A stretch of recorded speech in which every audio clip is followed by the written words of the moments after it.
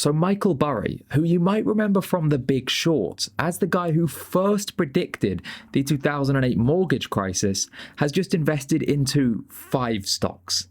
In this video, I'll be revealing what these 5 stocks are and sharing his entire portfolio so you and me can learn off arguably one of the great modern investors. Firstly though, this is not financial advice, and I'm going to go ahead and say early on, I am nowhere near smart enough to be able to pick out individual winners within the stock market. That's why for these videos, I tend to turn it over to people who are much smarter than myself. People like Michael Burry, who clearly are capable of doing this, and then I try to present it to you. So let's get into it. So Burry is the manager of Scion Asset Management. And while it would be great if they could simply post their portfolio live and updated online, unfortunately, as a private fund, this is not how it works. But because they do have to file with the SEC on a regular basis, every now and then we do get a glimpse into what their portfolio is. And if we compare that with the data they filed beforehand, we can also see which stocks that they have bought between these 2 time periods.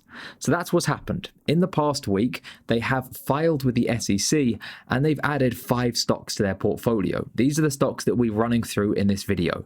Just before we get into that, I'd like to say this video took quite a long time to research and even longer to record. In fact, I'm on, you wouldn't even believe it, but the 24th minute of recording because I took about 30 goes to do that intro.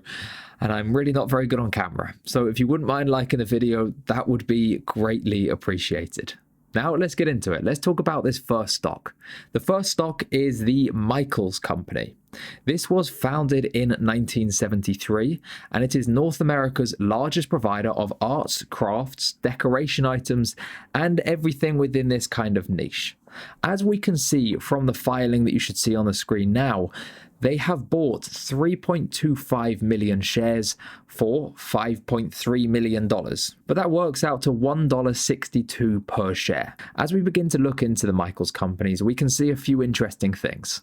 Recently, there has been a rise by 8% in the number of hedge funds, including the company within their portfolio. The stock has also rebounded 88% from its all-time low after announcing a UPS collaboration. Basically, this allows customers to order items for pickup at UPS stores. So in other words, as they are a consumer-facing shop, with everything going on, with all of the social distancing, it's very difficult to continue operating. But by working with UPS, they are able to introduce socially distanced shopping, which is a weird thing to be saying in the first place, but this is the new strange reality that we all live in. Now, I'd recommend that you go away and research this company more thoroughly. As I said at the beginning, I am not someone who is smart enough to be able to analyze whether a stock is a good individual investment. I'm trying to present what Michael Burry has clearly analyzed, and the research that he's put together has led him to make this decision. The next investment, and the 4th largest in size, was in the company Discovery. They are a mass media company owning the likes of Animal Planet and the Discovery Channel, and they were founded in 1985. As we can see, he purchased 350,000 shares for a total of $6.8 million. And this works out to $19.44 per share. In Q1 2020, Discovery had a 1% decline in their revenue to $2.68 billion. Why just 1%? Well, apparently they didn't incur significant disruptions over the course of Q1 with everything going on in the world. However, they are expecting this to change. And bear in mind that 54% of their revenue in 2019 came from advertising, which is likely to be hit hard soon.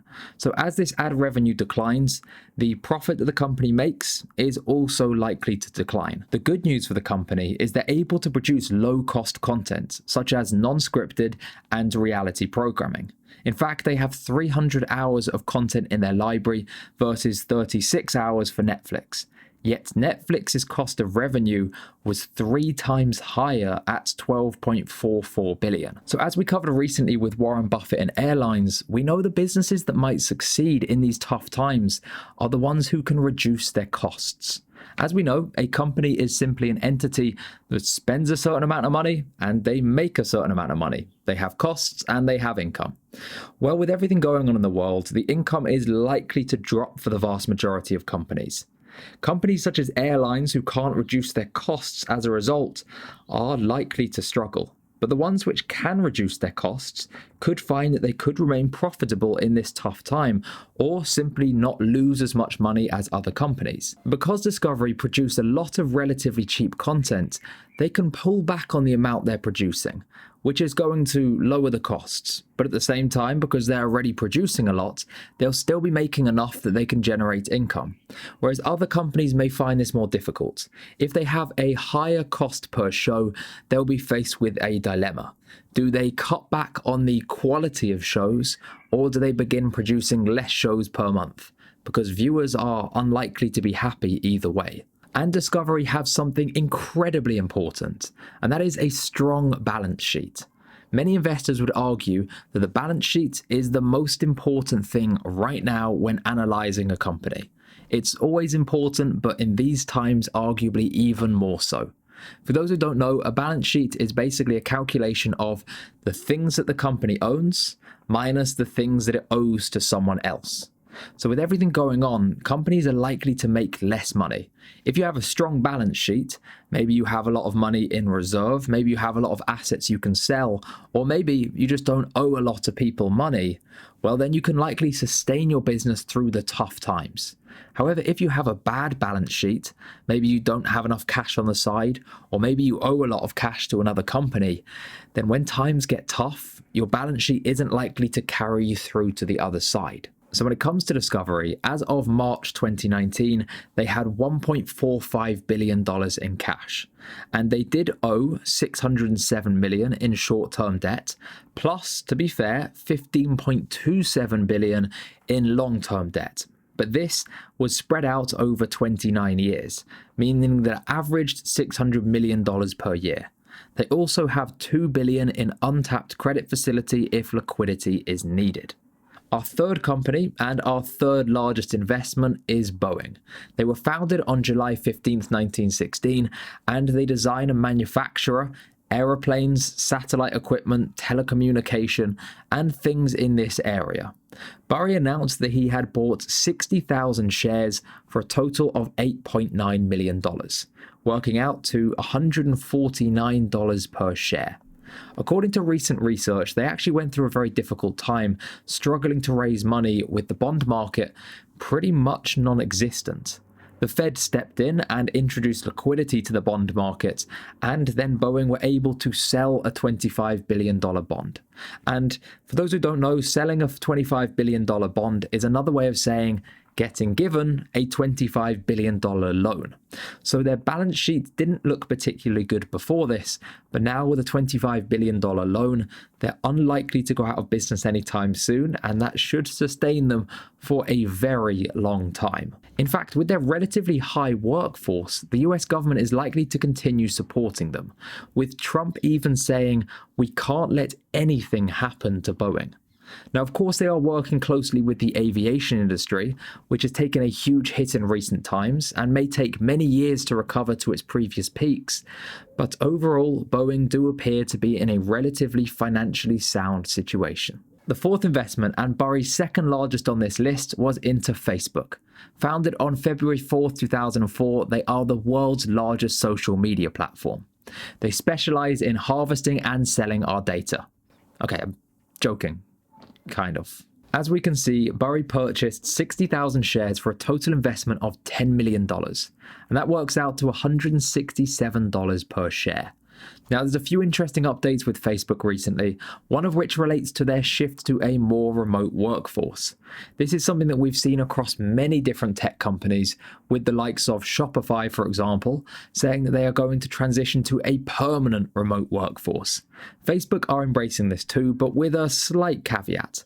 They've said that they're probably likely to pay people less money if they live in cheaper cities, which kind of makes economic sense, but at the same time, why should you get paid less because you live somewhere cheap, but you do the exact same job as someone who lives in New York, for example? It seems like a bit of a weird concept. Another interesting development relates to the Libra project and, of course, the cryptocurrency sector. So the Libra White Paper 2.0 has been released recently. They've moved away from having a basket of currencies and instead of focusing more on having individual fiat currencies for that country. So the US would have the US dollar, the UK would have the Great British Pound, etc. This highlights their shift into financial services, which could be extremely profitable if they're successful, because the margins in financial services are much greater than the margins in something like social media. Again, the balance sheet is important, and Facebook have built up a very strong balance sheet. In fact, they've recently even bought Giphy for $400 million as a demonstration of how strong that balance sheet is.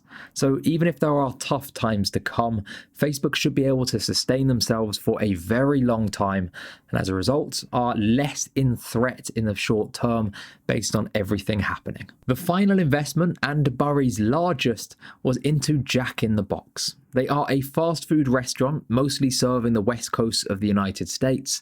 They were founded on February 21st, 1951, and I'll be honest, I've never actually heard of them, which may come as a surprise if you're an American viewer, but as far as I'm aware, there aren't any in the UK. They are primarily in the US, mostly in the west coast. So Burry managed to pick up 300,000 shares for a total investment of $10.5 million, hence it's the largest of the five, and this averages out to $35 per share. When it comes to investing, Warren Buffett has often spoken about going and testing the product for yourself. Unfortunately, as there aren't any shops in the UK, I wouldn't be able to do that, but I'm keen to hear what you guys think. Let me know in the comments if they're a great store in your opinion or not so much. From what I can see, they look kind of like a balance between McDonald's and KFC, both of which I'm a pretty big fan of, so I think I would be a fan. When it comes to the financial side of things, they have approximately $169 million in cash, so they have quite a strong balance sheet to sustain themselves. They've also cancelled or suspended all dividends and share buybacks. Now, this may sound kind of obvious, right? Surely every company is suspending dividends and share buybacks. With everything going on, surely you want to keep your money to yourself as a business and sustain yourself and not try to give it to your shareholders. That will come in the future once you get the business through the rocky patches. Well, the truth is a lot of companies, sadly, are continuing to issue dividends and carrying out share buybacks. Perhaps they've underestimated the severity of everything that's going on, or the length of time that this may continue. But we know that Burry is someone who tends not to underestimate the bad times, and he maybe sees their balance sheet and their approach to things as a defensive stance, which could be good with everything going on. Now let's look at a few of the largest holdings in Burry's portfolio. Because we've discussed his 5 recent purchases, but he also holds other shares in his portfolio. And for investors out there looking for opportunities, well, these could be quite interesting for you. Like I say, do your own research, because this is really just a starting point. But if you're looking for something interesting, well, 3 of those companies I've mentioned are now in his largest 5 holdings. Jack in the Box is second, Facebook is fourth, and Boeing is fifth. But position number 1 and 3 we haven't discussed yet. Number 1 is Qorvo, I think, don't hate on me for that pronunciation, and number 3 is GameStop. I'm actually going to leave his portfolio on the screen now with the company name on the left-hand side. So if you would like to pause the video at this point so you can scan and potentially jot down some of these names, feel free to do so. But we're going to move on, as I want to add a couple of very important points. As I said at the beginning, this is not a live updated portfolio. Unfortunately, we will never get access to that. The best that we get is a glimpse into his portfolio when he files with the SEC. So that means a couple of things.